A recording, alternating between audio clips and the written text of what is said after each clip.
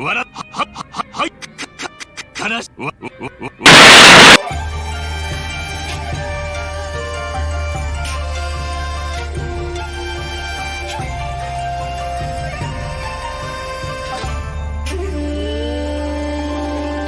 there's one karaoke song that's been insanely famous in the Like a Dragon franchise, it have to be none other than Baka Mitai, aka I've Been a Fool, with lyrics done by the legendary Ryosuke Horii and composition done by the brilliant Matsuharu Fukuyama. And that's not to mention all the other plethora of musicians involved in creating these songs, and the voices of the singers themselves, that being the characters in these video games. There's one funny takeaway from the Like a Dragon series is that you can buy albums for Kiryu and Majima alike, and I think that's a really important part of the karaoke in these games, why they're popular, and if you go to Japan and some other countries, you can even find these songs in, well, karaoke lounges. So suffice to say, let's dive into a brief but awesome history of Baka Mitai, because wouldn't you know it, as I was making this video, it turns out we're getting a new version of Baka Mitai in Mine's very own Gaiden, so let's dive into it. For this video, I'm going to dive into it as Baka Mitai originally appeared in the series, so we're not going to go in like numbered order, instead just release order, and that takes me to Yakuza 5. Now what I love about Yakuza 5 being the real origin for this iconic song is how right off the bat we get 3 different renditions, each sung individually by Kiryu, Akiyama, and Saejima. It shows the wide range that the song can have, and how while it is a song about you feeling mellow, melancholy, being a fool, that sorrow feeling, it applies to these 3 guys in different ways, but you can relate to it, and it kind of bridges the gap between these guys despite how big of a game Yakuza 5 is and how it spans different regions of Japan.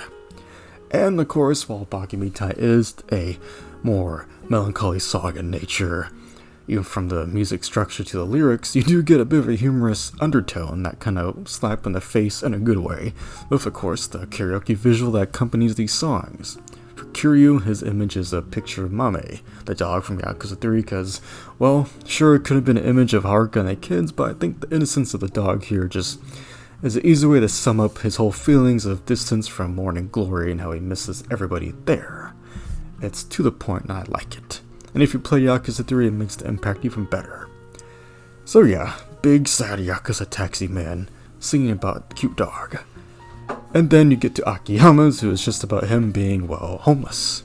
Sure, he could have had it maybe about a different part of his life, but I think the homelessness is to the point of how he was kind of happy, maybe lost, but there's that kind of, I guess, bittersweet feeling he might have had just being homeless on the streets and drinking with all his bros before Arai found him. And of course, the big explosion at the Millennium Tower. It's, once again simple and kind of funny, he just dreams about being homeless again. But, for men that maybe bought the world with all his money, so to speak, in a glamorous fashion, having sky finance, I can see why having a more humble, just living on the streets story for him in that picture is all he really needs to sing out his sorrows, and drink a lot too. And while you may be crying your eyes out listening to another great performance of Baka Mitai, here's me editing this video while eating waffles, because you should check out my Patreon. Any donations really helps this channel grow and stay stable in the future. Even if you just join my bronze $1 tier, you get access to episodes of my radio show where I talk about songs I like, and if you like my analysis of Baka Mitai, you might like what you find over there. Thank you. Then you get the Saejima, who, wouldn't you know, he's singing about his longing for the life he built at Sadachi's dojo. And in the beginning of Saejima's first chapter, when you're still in Kamurocho and he has the long, luscious hair, if you take time to go to Sadachi's dojo, using your memories from Yakuza 4, and you get a really sweet little sub-story that's pretty distant from the rest of his, because, this is still taking place in 2010 at this point in the game. And so if you complete that before Saejima goes back to prison, it makes his Baka Mitai song later on, once you get out, all the more appealing and melancholic, because, he longs for that simple life that he built in Kamurocho with Sadachi and all the crew, and training them in Purgatory and all that fun stuff. So I think that's what it really represents for Saejima, in the context that the game lets you actually go back to that dojo before going to jail. And then in terms of release order, we go to Yakuza 0, Back to the Past, and this is where Baka Mitai really got famous, I'd say, once it released in the US. Nonetheless, we just get a new version of Kiryu's Baka Mitai. I think it's unless I'm mistaken, it is the same recording as Yakuza 5's, but it still fits here. This time he's singing about, well, Sunflower, the old orphanage he grew up in of Nishiki, Yumi, and underseen by old man Kazama. And I gotta say, this one fits here really good for Yakuza 0. Like everybody knows, you get introduced to karaoke in Kiryu's first chapter, so it makes sense, it made an impact. But in the context of Yakuza 0, where some people like to think that, of course it did happen, but in the context of releasing after Yakuza 5, maybe when Kiryu got in his coma, he was dreaming about the events of how he got here. Nonetheless, I think this version of Baka Mitai fits in the recontextualized setting of Yakuza 0's glamour and money galore, because underneath all that money spending is just, well, a lot of sadness too. So I think that with this version, it's really nice, and of course I can see why it became a fan favorite. It may just be a remixed, slightly redone version of Yakuza 5, maybe, but I think it works here, and there's a reason it was brought over from Yakuza 5. Now we have to head over to Kiwami 1, where we get another version of Baka Mitai, but a more acoustic version called the Sorrow version.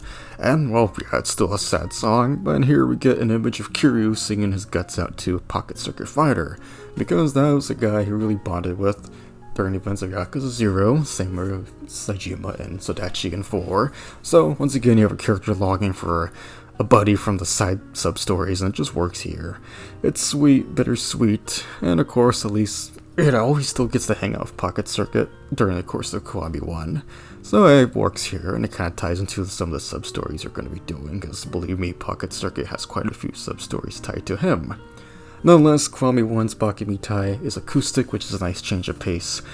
I've got the jazz version playing in the background of this video, but as you can see, in the context of Kiwami 1, a much more, depressing game than Yakuza 0 up front, since a lot of characters die in Kiwami 1, but I gotta say, Baka Mitai, it fits here. It's a nice companion piece with other songs, such as Tonight, and I gotta say, it works here. It might not be my favorite version of Baka Mitai, but it makes sense that they included it here, because we have another time jump, and Kiryu's been through a lot in the past 10 years.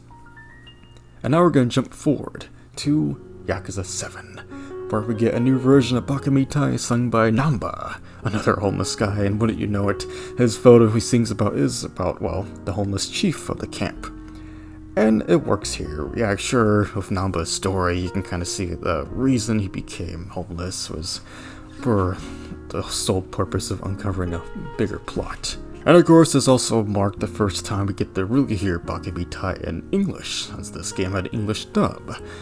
And either way you listen to it, the song works. It's about Namba's situation, trying to find his brother, and how he's been, living as a homeless guy for now. Trying to get into the criminal underworld for his own gain, and trying to uncover the truth. It works. Might not be my favorite version of Baka Mitai, but I can see why they brought it back in Yakuza 7. Another game about the passage of time, and how things could change, and how new situations and schemes are always popping up. And with the context of having a party system, why not have everybody cheer for Namba when he's singing Baka Mitai, huh? It just works. And then we're gonna jump up to The Man Who Erased His Name, where Baka Mitai returns. And once again, I believe it's just a port of Kiryu's older versions of it from 0, or maybe Takaya Kuruda did redo the song. Nonetheless, it works here, and this time we get to see Kiryu once again singing about Pocket Circuit Fighter since he last saw him in Yakuza 6. Now, I really like that they included it here because once again, Man Erased His Name was a more somber game like the plot of the original Yakuza or Kiwami 1. And him singing about Pocket Circuit's a nice little callback for multiple different ways and reasons. And, pairing this song against another sad song like Sayonara Night, it just fits in the context of Man Erased His Name, and of course Kiryu's maybe worse off than he was at the beginning of Yakuza 5 if you think about it. And so I do think that going from Yakuza 5 to A Man Erased His Name, just like tonally and Kiryu's situation, it works.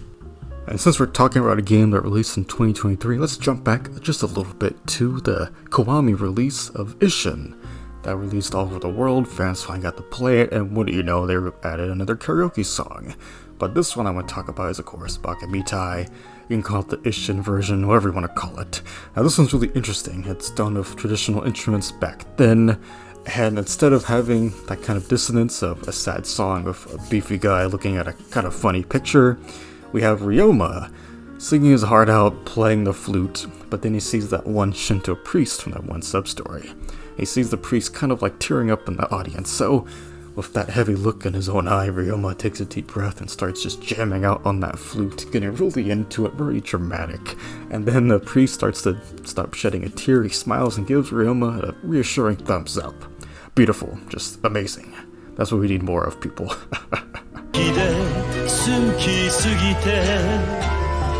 どれだけ強いお酒でも歪まない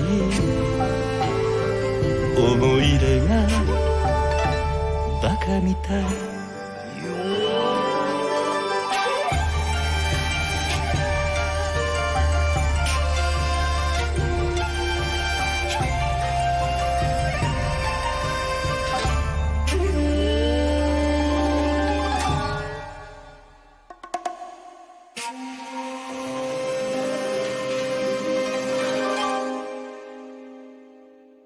Now, we're not done being fools yet. We got another release of Bakamitai, that being the release in Infinite Wealth or Yakuza 8 in 2024. And here we just get another reuse of both Nanba's Bakamitai and Kiryu's, and it works here. And of course with Kiryu now, he just looks at an image of Mame, the dog, once again. Nice callback to how Bakamitai started in Yakuza 5 with Kiryu after all. And here it's especially sad as well. If you know the plot of the game, Kiryu's much older, he's got some certain other stuff going on. His hair is different, his outfit's different, he's drippy in a different way. Then Nanba's is just the same with him looking at the homeless chief, although the cool thing is that at least in this game, the homeless in Yokohama have like a castle they built out of trash. Pretty badass. You know what, I'm gonna say it, the homeless chief and Nanba, they're goddamn badasses. And here we get the brother, or the sequel to Bakamitai, that being Bakadaru. Now, Bakadaru translates to playing the fool, and once again the lyrics were done by Ryosuke Horii, who's also the director of Yakuza 8, but this time the composer was Yuri Fukuda. Now, Bakadaru is in some ways a much sadder song than Bakamitai, and in the context of the visuals we get with the song, with only Kiryu being able to sing it, yeah, it's heavy. It's just Kiryu in the theater looking at all the important people in his life, and once again you get Mame popping up at the very end, reinforcing this as a true sequel to Bakamitai. Nonetheless, the song is still a banger, a sad banger, but a nice companion piece to Bakamitai. I guess if you haven't been the fool, you've been playing the fool. Nonetheless, this song is great in showing the whole history of Bakamitai, and wouldn't you know it, and next year's Mine Gaiden spin-off, he gets to sing Bakamitai once again, so who knows what his image is going to be in the song, unless it was already leaked and I just missed it, but I'm happy that he gets to sing a karaoke song, although I hope he gets one more song that just pertains to Mine himself. Although it might be a bit weird because he's an actual villain, like, I mean, come on, he did a lot of pretty bad things in Yakuza 3, so playing as him in a prequel, we'll see how that turns out. I don't think Bakamitai, sung by Mine, is gonna make me feel, bad for him, maybe some empathy, but we'll see, because, Mine is an actual Yakuza that we're gonna get to play as, so we'll see how that turns out, but nonetheless, I'm still excited to see how Bakamitai is recontextualized for Mine. And to wrap up the video for some other appearances, whenever there's some kind of collaboration you can expect Bakamitai to appear in some form. Regardless, Bakamitai does appear in a lot of games where it isn't singable, such as in different shops, or maybe an acoustic cover instrumental, or one sung by Ryosuke Horii himself, or just the jazz version I mentioned earlier. And yeah, that weird Amazon Prime likeadragon show. Bakamitai was featured not in the actual show itself, but just a little post-humorous marketing ad. You find on YouTube where that show's Kiryu actor, he is in the suit, and he sings Bakamitai at a karaoke joint.